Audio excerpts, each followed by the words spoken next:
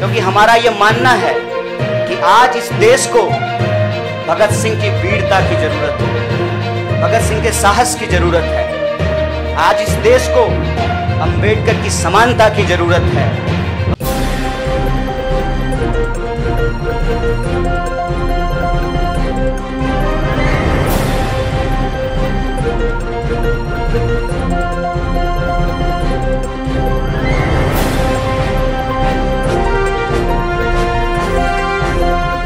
Congress party में शामिल हुए कन्हैया कुमार और जिग्नेश मेवानी।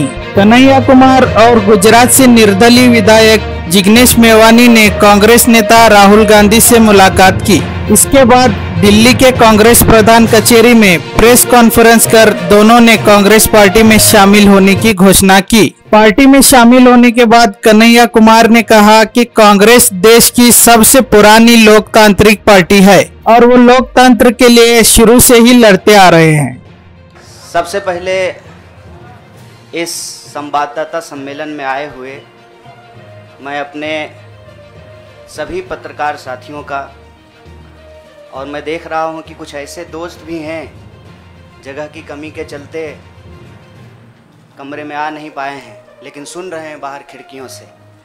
मैं आप सबका स्वागत करता हूं और मंच पर उपस्थित AICC ऑर्गेनाइजेशन के जनरल सेक्रेटरी वेणु जी, जनरल सेक्रेटरी सुरजेवाला जी, SC डिपार्टमेंट के चेयरमैन नितिन राउत जी, बिहार के प्रभारी भक्तचरण दास जी, बिहार के अध्यक्ष मदन मोहन झा जी और कांग्रेस पार्टी के ट्रेजरर पवन बंसल जी, हमारे युवा साथी और गुजरात कांग्रेस के वर्किंग प्रेसिडेंट भाई हार्दिक पटेल जी, और हमारे आंदोलन में कदम से कदम मिलाकर हर घड़ी हमारा साथ देने वाले हमारे साथी बडगाम से निर्दलीय विधायक साथी जिग्नेश मेवानी जी, मैं आप सबका आभार व्यक्त करता हूं।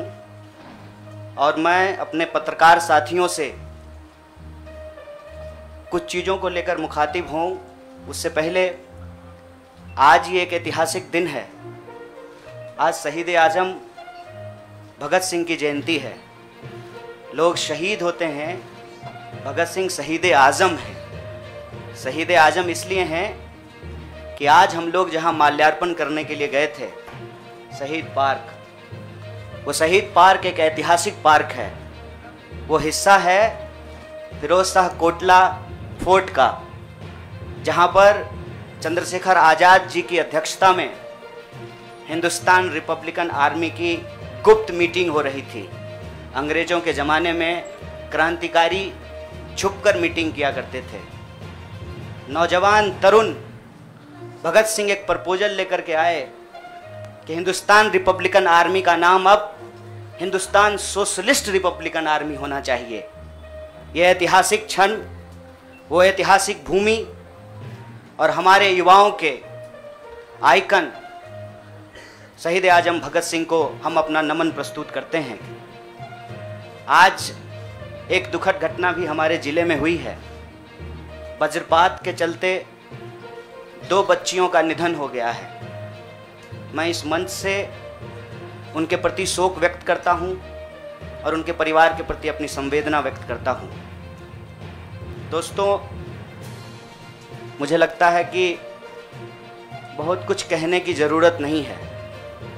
आजकल सूचना क्रांति के इस दौर में हमसे ज़्यादा मालूम हमारे पत्रकार साथियों को होता है। तो बेहतर ये होगा कि आप सवाल पूछें, मैं आपका जवाब दूं।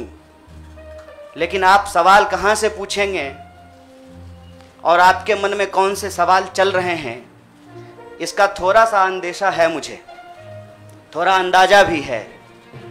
सबसे पहले मैं आपको बधाई देना चाहता हूं कि आपने पत्रकारिता की उस मिसाल को जिंदा रखा है कि कम से कम विपक्ष से तो सवाल करते हैं ना, ताकि इस देश को याद रहे कि पत्रकारों का काम है सवाल पूछना। तो मैं आपके हर सवाल का जवाब दूंगा। जितना सवाल आप पूछना चाहते हैं पूछिएगा, बारी बारी से पूछिएगा, सारे सवालों का जवाब दूंगा। बस एक सवाल का जवाब जो मुझे लगता है कि आप सबके मन में होगा कि आप कांग्रेस पार्टी क्यों ज्वाइन की है, उस सवाल का जवाब दे करके मैं हमारे जो अध्यक्ष हैं उनकी तरफ मुखातिब होऊंगा, माइक उनको समर्पित करूंगा।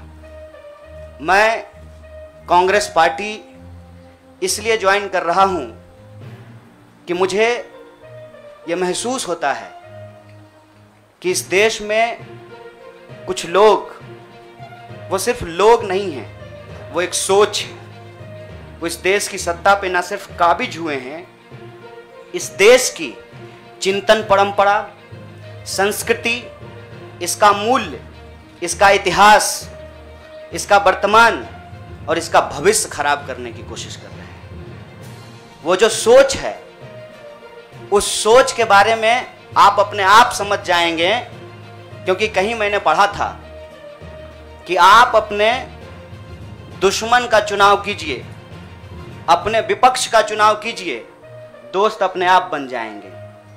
तो हमने ये चुनाव किया है। हम इस देश की सबसे पुरानी पार्टी, सबसे लोकतांत्रिक पार्टी, मैं जोर दे करके बोल रहा हूं लोकतांत्रिक पार्टी, ताकि आप लोग परिवारवाद पे सवाल जरूर कीजिएगा। लोकतांत्रिक पार्टी में हम इसलिए शामिल होना चाहते हैं कि हमको लगता है, और सिर्फ हमको नहीं लगता है, इस देश के लाखों करोड़ों नौजवानों को यह लगने लगा है कि अगर कांग्रेस नहीं बचा तो देश नहीं बचेगा। और यह बात मैं आपको स्पष्ट कर देता हूं, देश में प्रधानमंत्री अब भी हैं, देश में प्रधानमंत्री इससे पहले भी थे, देश में आगे भी प्रधानमंत्री होते रहेंगे। लेकिन आज जब हम लोग श्री राहुल गांधी जी के उपस्थिति में फॉर्मली कांग्रेस पार्टी का फॉर्म भर रहे थे, तो साथी जिग्नेश ने संविधान की कॉपी दी और हमने उनको भगत सिंह, गांधी और अंबेडकर की तस्वीर प्रस्तुत किया, क्योंकि हमारा यह मानना है कि आज इस देश को भगत सिंह की वीरता की जरूरत है, भगत सिंह के साहस की जरूरत है। आज इस देश को अंबेडकर की समानता की जरूरत है, और आज इस देश को गांधी की एकता की जरूरत है। गांधी जब कहते हैं रघुपति राघव राजा राम, पतित पावन सीताराम, ईश्वर अल्लाह तेरो नाम, सबको सन्मति दे भगवान, ये गांधी की एकता है। जब अंबेडकर कहते हैं कि किसी भी समाज का मूल्यांकन वहां महिलाओं की क्या स्थिति है इस बात से होगा, तब वो समानता की वकालत कर रहे होते हैं। मैं नहीं मानता हूं कि डॉक्टर बाबा साहब भीमराव अंबेडकर किसी एक समुदाय के नेता थे।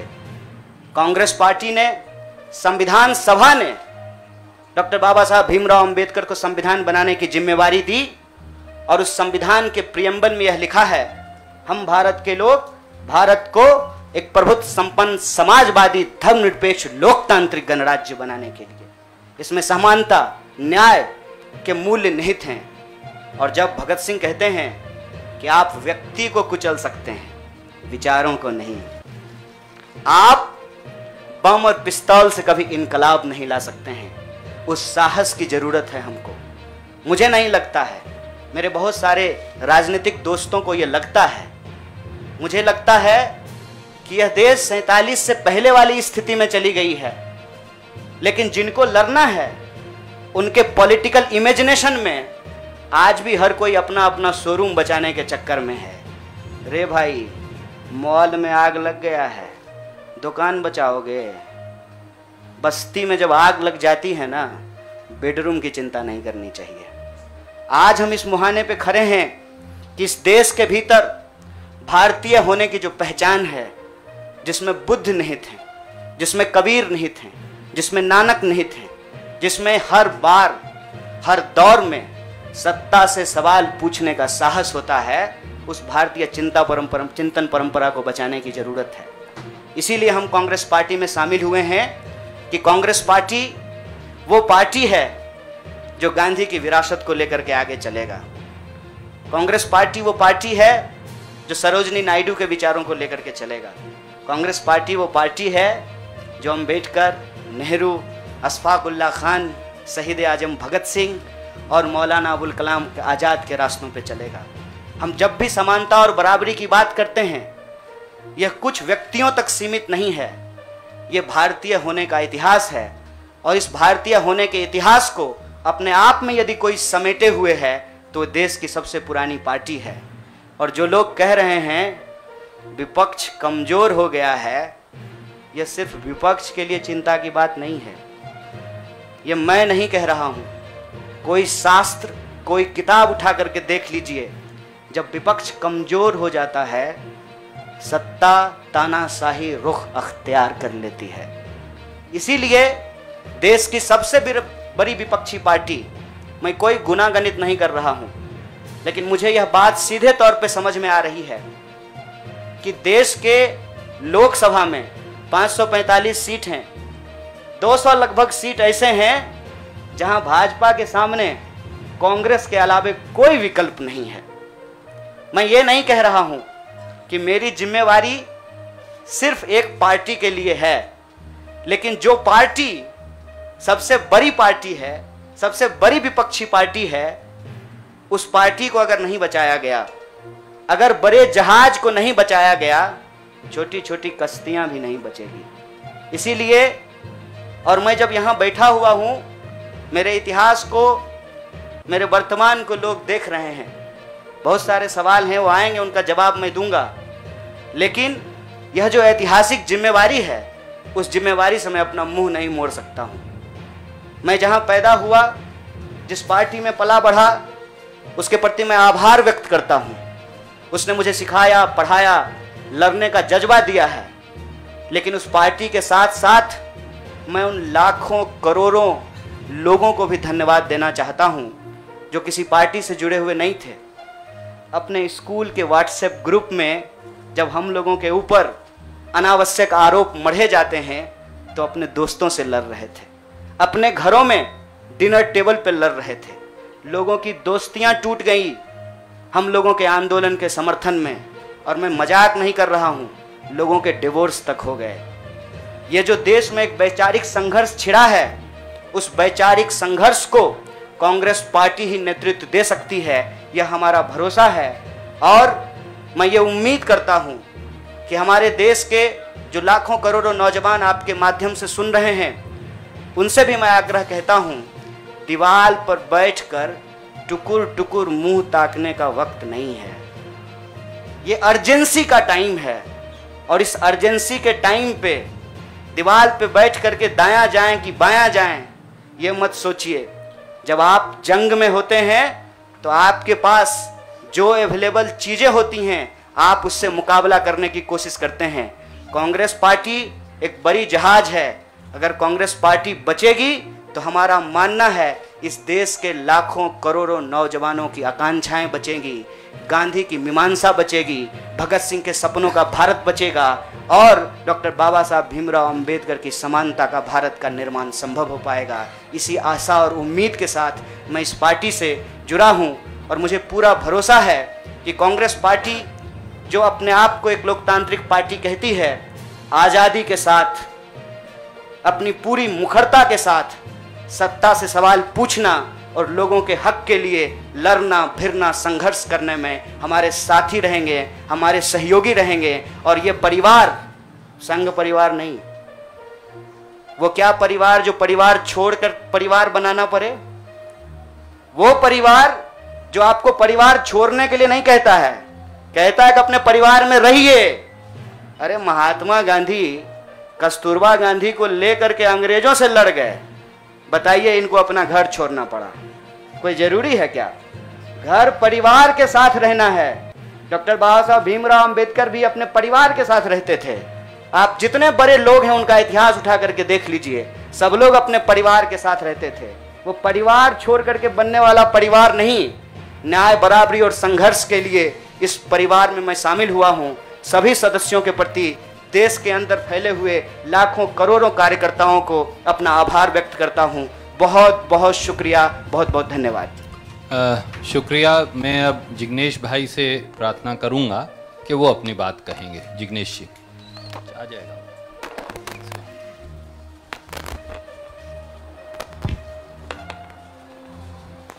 धन्यवाद। सबसे पहले तो केसी वेणुगोपाल साहब, सुरजेवाला जी, नितिन राउत साहब, पवन बंसल जी, भक्तचरण दास जी, साथ ही हार्दिक, कन्हैया और दूसरे पार्टी के मंच पर विराजमान सभी सीनियर लीडर्स, आप तमाम पत्रकार साथी और वो तमाम साथी जो हमको आज मिलने के लिए हमारे समर्थन में आए हैं गुजरात के विभिन्न कोनों से और पूरे देश भर में से, उन सभी का मैं स्वागत करता हूं। साथियों, जो कहानी गुजरात से शुरू हुई, उस कहानी ने पिछले 6-7 साल में इस मुल्क में क्या उत्पात मचाया है, वो अब आपके हमारे सबके सामने है। एज अ नेशन, एक राष्ट्र के तौर पर हम एक अनप्रेसिडेंटेड, अभूतपूर्व क्राइसिस से गुजर रहे हैं। ऐसा संकट इस मुल्क ने पहले कभी नहीं देखा। हमारे संविधान पर हमला है, दिल्ली की सड़कों पर संविधान की कॉपी को जलाया जाता है, हमारे आइडिया ऑफ इंडिया पर हमला है, हमारे देश के लोकतंत्र के ऊपर हमला है। आज भाई भाई एक दूसरे का दुश्मन बन जाए, उतना जहर, नफरत एक सोची समझी साजिश के तहत दिल्ली और नागपुर साथ में मिलकर फैला रहे हैं। इस परिस्थिति में एक पॉलिटिशियन के तौर पे नहीं, बतौर एक भारतीय नागरिक, मैं अपने आप को ये जब सवाल पूछता हूं कि मेरा फंडामेंटल फॉरमोस्ट रिस्पॉन्सिबिलिटी, ड्यूटी क्या होना चाहिए, तो अंदर से जवाब यही आता है, कुछ भी करके इस मुल्क के संविधान, लोकतंत्र और आइडिया ऑफ इंडिया को बचाना चाहिए। और यदि उसको बचाना है तो मुझे उनके साथ खड़े रहना है जिसने स्वतंत्रता के आंदोलन में न केवल कंट्रीब्यूट किया है, उसको लीड किया है, अंग्रेजों को यहां से खदेड़ कर दिखाया है। और इसीलिए आज मैं इंडियन नेशनल कांग्रेस की इस मंच पर आपके साथ खड़ा हूं। एक टेक्निकल कारण के चलते मैं फॉर्मली पार्टी इसलिए ज्वाइन नहीं कर सकता क्योंकि मैं एक निर्दलीय विधायक हूं। If I join a party, I may not continue as an MLA. मेरी पार्टी के सीनियर लीडर से बात हुई, मेरे मत क्षेत्र के साथियों से बात हुई, अपने आप से बात हुई, राहुल जी से बात हुई, तो मुझे लगा कि मैं इस विचार के साथ हूं ना, यह सबसे प्रमुख बात है। मैं इस मुहिम, मिशन और इस संघर्ष के साथ हूं, यह सबसे महत्वपूर्ण बात है। बाकी की फॉर्मेलिटी तो आने वाले महीनों में भी हो जाएगी। और राहुल जी ने भी कहा कि वो जो पर्चा भर के सदस्य लेने की बात है वो तो कल भी कर लेना, अभी अपने मत क्षेत्र के लोगों के साथ खड़े रहो। तो मैं फॉर्मली नहीं लेकिन इस विचार के साथ आज जुड़ चुका हूं और 22 का चुनाव में कांग्रेस के सिंबल से ही लड़ूंगा, उसके सारे कैंपेन्स का हिस्सा रहूंगा। और गुजरात के संदर्भ में आज साथी हार्दिक हमारे बीच में मौजूद है, तब कहना चाहता हूं कि आज राष्ट्रीय स्तर पे जो हो रहा है वो सब कुछ हम लोग गुजरात में देख चुके हैं, झेल चुके हैं। आप सभी पत्रकार साथियों के बीच में बड़ी चिंता के साथ ये कहना चाहता हूं, हमारी पार्टी ने इस मुद्दे को उठाया कि 3000 किलो का ड्रग्स 15-20 लाख बेरोजगार युवा को नशे की चुंगाल में फंसाने के लिए अदानी के एयरपोर्ट पर उतर रहा है। आज जब महंगाई और बेरोजगारी उसके चरम सीमा पर है, तब गुजरात और देश के बेरोजगार युवाओं को रोजगार देने के बजाय ये फांसीवादी ताकतें चाहती है कि रोजगार तो ना मिले, उनको नशे के हवाले में झोंक दिया जाए। तो इन सारी परिस्थितियों में यदि बाबा साहब अंबेडकर के संविधान को बचाना है, हमारे आइडिया ऑफ इंडिया को बचाना है, भगत सिंह को जब मुकदमे की कार्यवाही के दौरान पूछा गया कि क्रांति क्या है, तब शहीद आजम ने कहा था कि क्रांति से हमारा मतलब है किसानों और मजदूरों के हाथ में सत्ता। माननीय प्रधानमंत्री जब अमेरिका से वापस आते हैं तो भाई विस्टा का काम ठीक ठाक चल रहा है ना, नई पार्लियामेंट का, वो देखने के लिए जाते हैं, किसान को मिलने के लिए नहीं जाते। तो किसान हो, मजदूर हो, दलित हो, आदिवासी हो, महिलाएं हो, सबके ऊपर एक जो अनप्रेसिडेंटेड हमला है, इसको रोकने के लिए मैं भारत की जनता को, भारत के 21 करोड़ दलितों को और सारे लाखों करोड़ों युवाओं को अपील करता हूं, सेंस ऑफ अर्जेंसी के साथ, अभी वक्त नहीं है, कूद पड़िए, एक नया आंदोलन छिड़ने वाला है। स्वतंत्रता के आंदोलन की जो रौनक थी, वो जो चार्म था, वो जो माहौल था, हमको वो क्रिएट करना पड़ेगा। यहां पर तमाम वो लोग जो सचमुच मानते कि देश को बचाना है, उन सभी को हम अपील करते हैं कि इस प्लेटफॉर्म के साथ जुड़िए। ये एक मिशन है और इसको मिशन की तरह लीजिए। और मुझे पूरी उम्मीद है, जैसे कि साथी कन्हैया ने बचाया, कि डेमोक्रेसी के हमारे इस मुल्क में बहुत डीप रूट्स है, पार्टी के भी डीप रूट्स है। तो साथ में मिलकर हम लोग लड़ेंगे, संघर्ष करेंगे और इस मुल्क को बचा पाएंगे। आप तमाम साथियों का मैं दोबारा स्वागत करता हूं और दोबारा इस प्लेटफॉर्म के माध्यम से पूरे देश की जनता को अपील करता हूं, सेंस ऑफ अर्जेंसी के साथ तुरंत जुड़िए। एक बहुत जबरदस्त माहौल हम लोगों को खड़ा करना चाहिए। मैं साथी हार्दिक, कन्हैया और दूसरे यंगस्टर्स के साथ पूरे देश में हम लोग जाएंगे और हजारों लाखों युवा इस प्लेटफॉर्म में जुड़े, आईएनसी के साथ जुड़े, कांग्रेस पक्ष के साथ जुड़े, इसके लिए लग जाएंगे। आप तमाम साथियों का शुक्रिया। आपके सवाल भी बाद में लेंगे। मित्र ने कुछ बात कही थी, मैंने सोचा मेरी तो मानते नहीं, शायद छोटे की मान लें। All right, then we will go to somebody who, yes ma'am, we'll begin with you.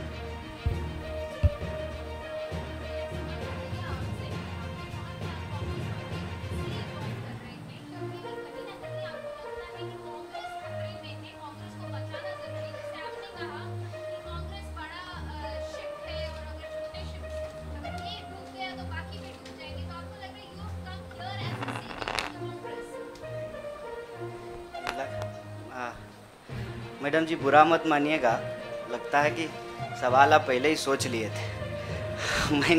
मैंने ये नहीं कहा था कि कांग्रेस खतरे में है, हमने कहा देश खतरे में है, लोकतंत्र खतरे में है, आइडिया ऑफ इंडिया खतरे में है। आपने वो वीडियो देखा क्या, लाश के ऊपर डांस देखा ना, दिल पसीज गया होगा आपका। आपको नहीं लगा कि मैं इसके लिए कुछ कर पाऊँ, कुछ भी कर जाऊँ जो मैं कर सकती हूँ। आप जब सुनती होंगी कि बलात्कार हो गया है किसी महिला के साथ, आपका गुस्से से जो है ना पूरा शरीर कांप जाता होगा। देश खतरे में है। पार्टियां तो बनती रहेंगी, पार्टियों की कोई कमी है क्या? हर शाम पार्टी होती है इस देश में। पार्टी नहीं बचाना है, देश बचाना है। और देश बचाने की मुहिम में जो पार्टी रहेगी वो पार्टी भी बचेगी। और मुझे इस बात को कहने में कोई दो राय नहीं है। मैंने जितना इतिहास पढ़ा है अभी तक का, एनसीईआरटी में जो लिखा हुआ है, अब अगले बार 2024 में क्या लिखा जाएगा नहीं पता। उसमें तो यही है कि देश को आज़ादी जो है वो महात्मा गांधी ने, सुभाष चंद्र बोस ने, सरदार वल्लभ भाई पटेल ने, क्या भाई हार्दिक, इन लोगों ने ही दिलाया ना। यही लोग लड़े थे। जो माफ़ी मांगे वो वीर हो गए। आप सोचिएगा इसको। जो गोडसे को भगवान मानते हैं वो भाषण दे रहे हैं अमेरिका में जाकर के गांधी के ऊपर। हमारे गांव में एक गाना आता था, गांधी जी के भजन करे गांधी के हत्यारा। कितना अजीब लगता होगा आपको। देखिएगा वो फोटो जब हमारे देश के प्रधानमंत्री गांधी पे माल्यार्पण करते हैं। जीवन भर शाखाओं में कसम लिए होंगे कि गोडसे के सपनों का देश बनाएंगे और गांधी पे माला चढ़ा रहे हैं। See, I am not here to save the party, please, I am respecting you as a citizen, you can respect my right. देश खतरे में है और ये सिर्फ मैं नहीं कह रहा हूं, ये मुझे लगता है आप भी सोचते होंगे। समझ रहे हैं, अंग्रेजी का वो फ्रेज है, dancing on dead, dead body पे कोई नाच रहा है। उस दिन खाना तो नहीं खाया गया। आप सोच के देखिए, आप इस पे विचार करके देखिए। मेरे गांव में अगर किसी की मौत हो जाए तो पूरे गांव में खाना नहीं बनेगा। हजारों लोग मर गए। देखे 71 वर्ष की उम्र में प्रधानमंत्री के लिए सोहर गाया गया। नया बच्चा जब पैदा होता है ना तो पूर्वांचल में सोहर गाते हैं लोग। प्रधानमंत्री बूढ़े हो गए हैं, उनके लिए सोहर गाया जा रहा है। तब जब अभी तुरंत लाखों लोगों की जान चली गई, ऑक्सीजन नहीं मिल रहा था, अस्पताल में बेड नहीं मिल रहे थे। आप में से कोई भी ऐसा इंसान है जिसके कोई जानने वाले नहीं मरे हो इसमें, इस क्राइसिस में? इतना बड़ा क्राइसिस जिसके देश में हुआ हो अभी तुरंत, वो अपने जन्मदिन का जश्न मनाएगा? ये भोंडापन है। इस संस्कृति को बचाने की जरूरत है और इस संस्कृति को बचाने के लिए मुझे लगता है कि कांग्रेस पार्टी में क्षमता मौजूद है। लोगों को यह बात पसंद हो या ना पसंद हो, हकीकत यह है कि पार्लियामेंट में सबसे बड़ी पार्टी कांग्रेस पार्टी है। इसीलिए इस पार्टी को यह जिम्मेवारी लेनी पड़ेगी और उस जिम्मेवारी को संभालने के लिए मैं यहां आया हूं। Thank you news nation. I'll come to you.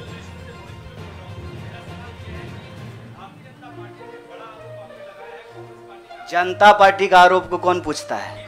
आपका कोई आरोप है मेरे ऊपर? भारतीय जनता पार्टी को मैं सीरियसली नहीं लेता हूं। आपका कोई आरोप है? आप सवाल पूछिए। साहब, जो साथी पीछे खड़े हैं, थोड़ा आप शांति का दान दीजिए प्लीज। अरे भैया प्लीज, दुबे जी आप पूछिए please, ask your question quickly.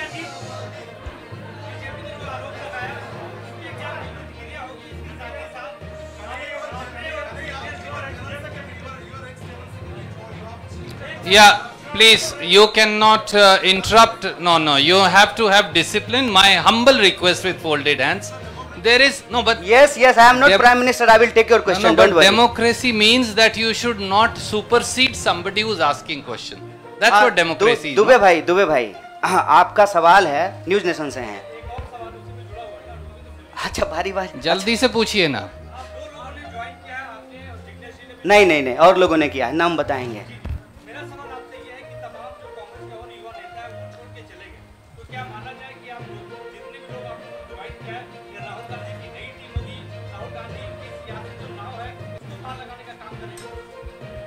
देखिए, मैं यही कह रहा हूँ, हमारे देश के लोगों के पॉलिटिकल इमेजिनेशन को कुछ हो गया है। अभी क्या हो गया है मुझे समझ में नहीं आ रहा है। हमने आपके सवाल को अपने आप लेते हुए हमने अपने पूरे वक्तव्य को रखा। हमने कहीं भी कहा कि हम कोई टीम बना रहे हैं। बीसीसीआई थोड़ी है सर, मतलब टीम बना रहे हैं। मैं कह रहा हूं कि भारत की परंपरा, चिंतन परंपरा, सोच, जिस पे आपको गर्व होता है भारतीय होने के चलते, उस परंपरा को समेटने का, उसको आगे बढ़ाने का काम देश की सबसे पुरानी पार्टी कांग्रेस पार्टी ने किया है। उस पार्टी के पास एक ऐतिहासिक जिम्मेवारी है और इस देश का नागरिक होने के चलते, साथी जिग्नेश ने कहा, ये हमारी भी ऐतिहासिक जिम्मेवारी है कि कल को जब इतिहास लिखा जाएगा तो हमसे भी पूछा जाएगा, दुबे भाई आपसे भी पूछा जाएगा कि जब ये तमाशा हो रहा था तो हम क्या कर रहे थे। हमने वो कहानी सुनी है बचपन में, आपने भी सुना होगा। जंगल में आग लगी, एक कोयल अपने चोंच में पानी भर करके जंगल की आग बुझाने की कोशिश कर रही थी। जंगल की आग नहीं बुझी, या बुझनी होगी बुझ जाएगी। कम से कम कोयल का वह ऐतिहासिक प्रयास जो है वो इतिहास याद रखेगा। और ये जो आप कह रहे हैं ना, डूबती हुई नाव, देखिए कभी कभी ना इंसान को भ्रम होता है, जैसे टिड्डे को भ्रम होता है कि वो अपने पांव से आसमान टिका रखा है। हमको ऐसा कोई भ्रम नहीं है। मेरे अकेले से कुछ नहीं होगा।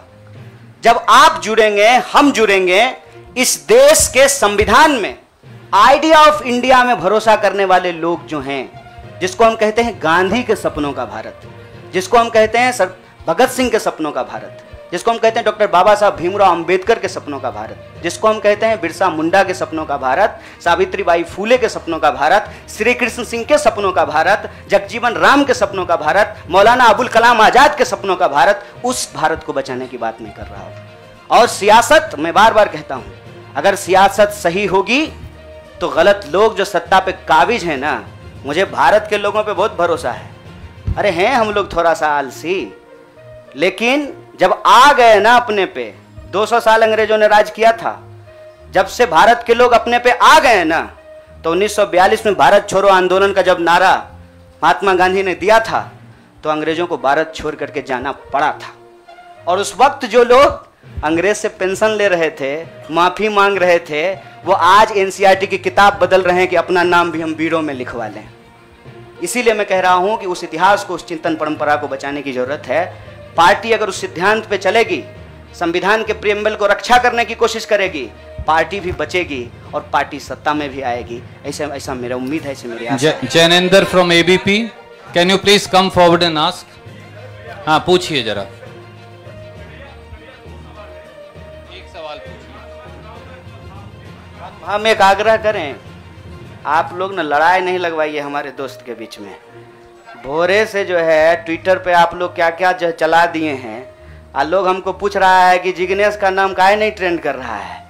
मैं आपसे आग्रह कर रहा हूँ, हम ना अलग अलग लोग नहीं हैं, यह मंच आपस में बटा हुआ नहीं है।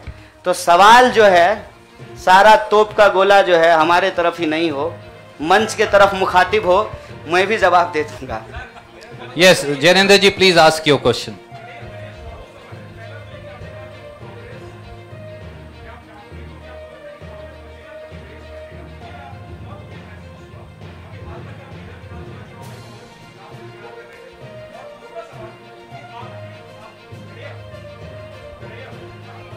हाँ, सुन रहे हैं।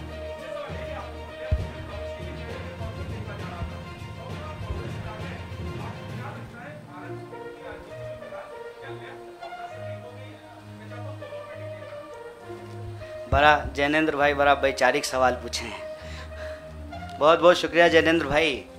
एक तो देखिए, हमारी जो ये नई पार्टी है, इस पार्टी के जो संगठन के महासचिव हैं वो केरल से ही हैं। इनसे आप चाहें तो अकेले में भी पूछ लीजिएगा। कांग्रेस पार्टी के खिलाफ हमने एक शब्द नहीं बोला था। हम कांग्रेस पार्टी के खिलाफ भी बोले हैं, लेकिन केरल के विधानसभा चुनाव में नहीं, जेएनयू के प्रेसिडेंशियल स्पीच में बोले थे। देखिए, हमको हमारा इतिहास पता है और हम यही कहते हैं, इतिहास को तोड़ा और मरोड़ा नहीं जा सकता है। इतिहास इतिहास होता है।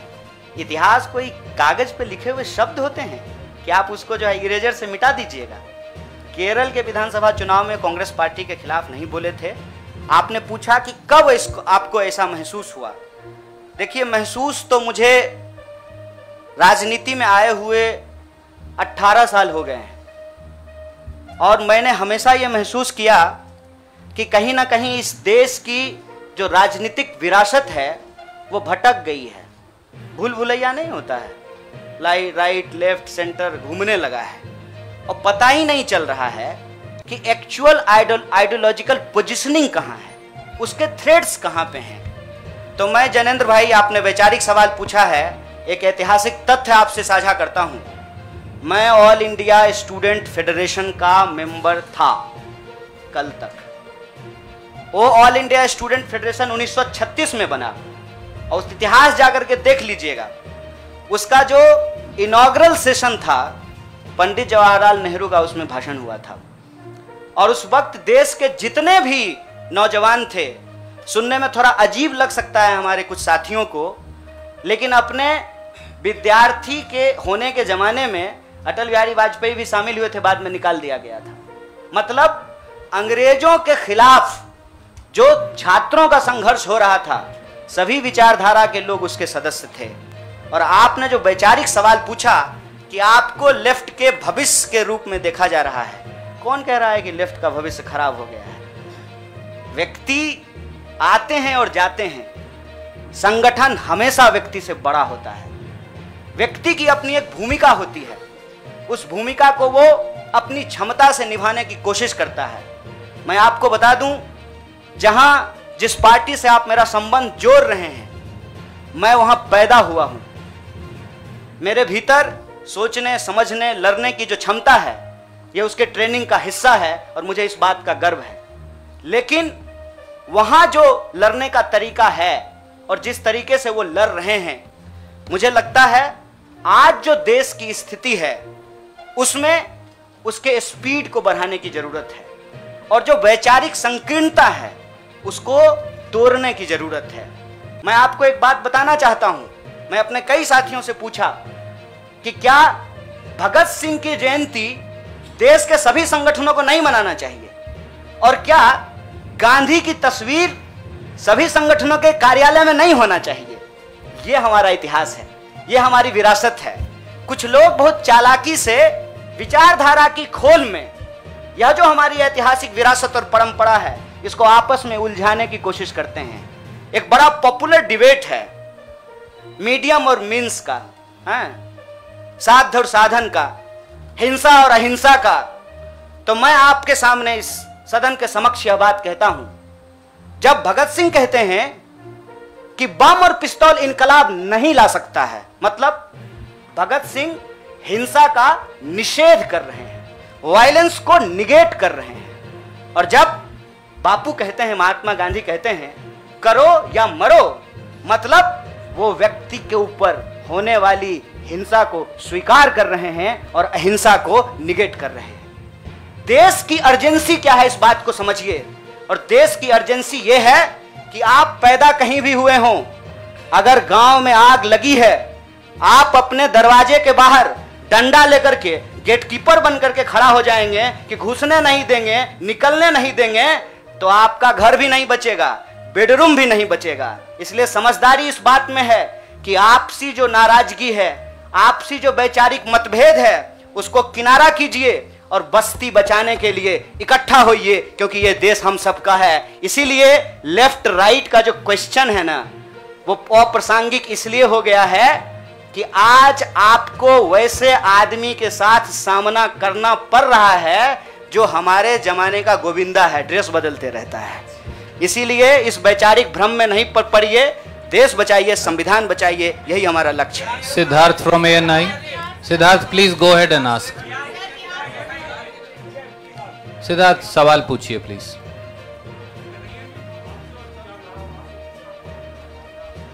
विपक्ष का चेहरा तो मीडिया भी होना चाहिए। विपक्ष का चेहरा वो तमाम लोग होना चाहिए जो आइडिया ऑफ इंडिया और इंडियन कॉन्स्टिट्यूशन में बिलीव करता है, उसको प्रोटेक्ट करना चाहते हैं। पीरियड।